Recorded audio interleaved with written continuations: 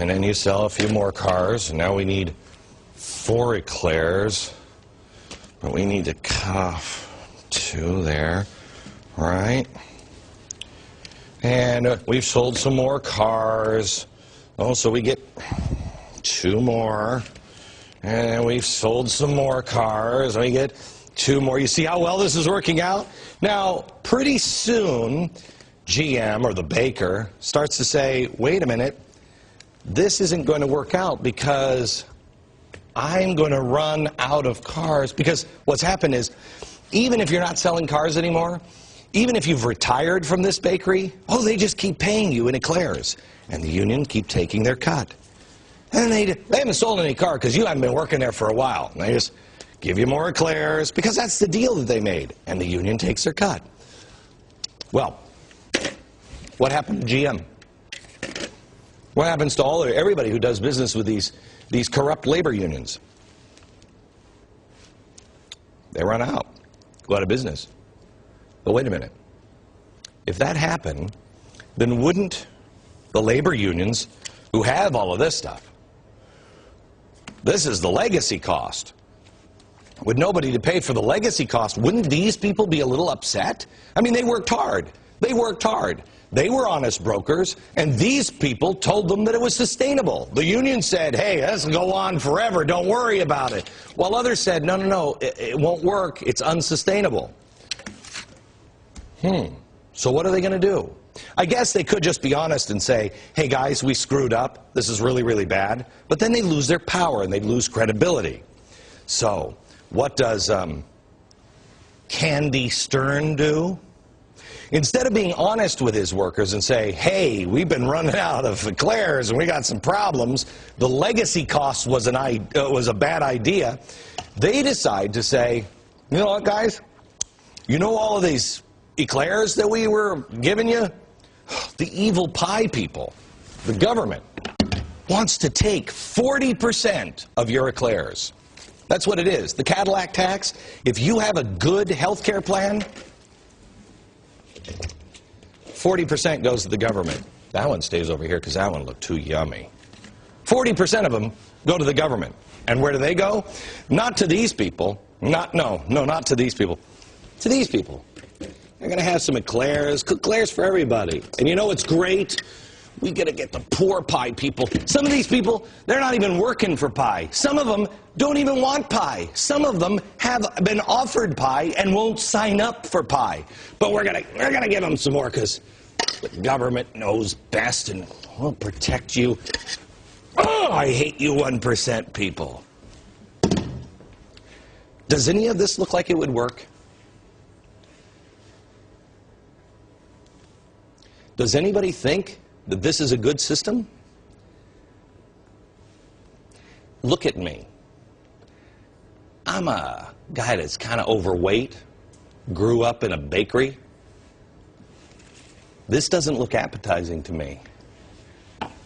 This doesn't look appetizing to me. I'll eat pretty much anything. This is crap. This won't work. The unions, along with the redistributive pie people, have made a system that didn't work in the first place. Now they're just doing all kinds of misdirection and giving you some pie and eclair in a blender and expecting you to swallow it. It's a lie. It's unsustainable. And that is what Union Day at the White House is really all about. Back in a minute. Up next, who is exempt from the health care bill and who will pay their share? Also, got any more pie left? Next.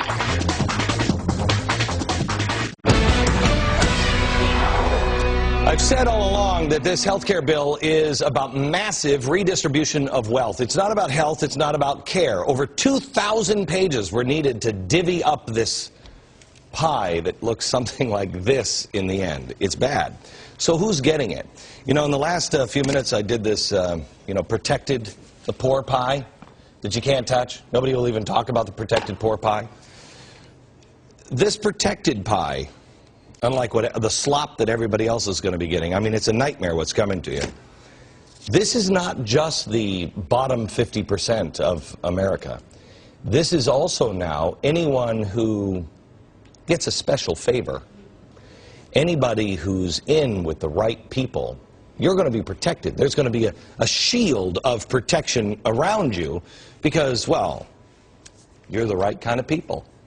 Mark Mix, president of the National Right to Work, is with us now. Yeah, you like that? How you doing, Mark? Excuse me, Glenn, let me put my eclair down. Yeah. We've got a few down here in Virginia. You know, we're a right-to-work state, so no worker can be compelled to pay dues as a condition of employment to a union. So we've got a few eclairs left down here, which is the good news. Now, here's the question.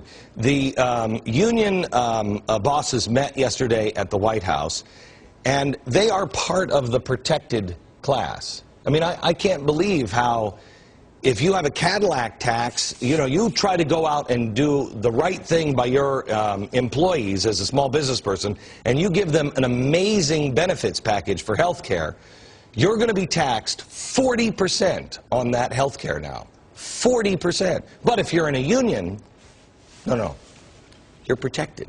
You got the cone over you, right? Yeah. Well, it's interesting. This bill is larded with all kinds of gifts for lots of people in various states across the country, but primarily it's larded with benefits for organized labor officials who've decided that their interests are better served by a nationalized government-run health care plan than actually protecting the workers they claim to represent. And it's ridiculous to think that they're posturing about this Cadillac tax on unionized health plans and trying to bluster about it, when in fact the most important and interesting comment yesterday after being done meeting with the president was from Richard Trump, and he said, you know, we've come so far in this government-run health care thing that it'd be a shame to let it go right now, meaning we're going to throw our own members under the bus and tax them too. But so, ideally they want to be exempt, and 6 unions already are. So look, Mark, you know, every time I talk about the unions, people hassle me and say, what do you have a problem with the unions? I don't have a problem with the union workers. I mean, I did represent General Motors. I was a spokesperson for General Motors for I don't even know how many years, until they got into bed with the federal government, and then I couldn't do it anymore. And I made it clear to the head of General Motors, look, this isn't about the people of General Motors. I believe in the workers of General Motors, but I don't think that the workers even know who these party bosses are of these unions. They do not reflect American values. Agree or disagree? That's exactly right, Glenn. There is a deep wedge and division between rank-and-file workers and the union officials that claim to represent them in Washington. You know, it goes back to 1935 and the New Deal, when unionized union leaders went to the government and said, we want special privileges. And ever since then, this wedge and this chasm between rank-and-file workers and union bosses has grown larger and larger. It's because they're relying on government for their power. You have Andy Stern saying, workers of the world unite. You have, who is it, the manufacturing czar, Ron Bloom, basically holding up redistribution of wealth and saying the free market system doesn't work. These are not free market people. That's the chasm that I mean. People believe, generally speaking, Americans believe in the right to work, the right to have an idea and start a business and go. That's not what these union people are all about. That's exactly right. They're about redistribution of wealth, and they're doing it with government power. You know, for the first time in organized labor's history, they've passed the Rubicon. Over 50% of all union members in America are now part of government, and that bodes ill for America as we move forward. But the fact is, many union officials and union leaders now have been or have a history with being part of the socialist movement. John Sweeney, the last president of the AFL-CIO, a card-carrying member of the Democratic Socialists of America, part of the Socialist International. Andy Stern, trained in the Midwest Academy by Paula and Harriet Booth, who were socialist activists. I mean, it's just not, it's not good, and they've used this government power to expand their power over workers. Hold on just a second. Tiffany, was it Harriet Booth? Wasn't it Booth that was at the Acorn party that we covered? I think you're thinking of Heather Booth.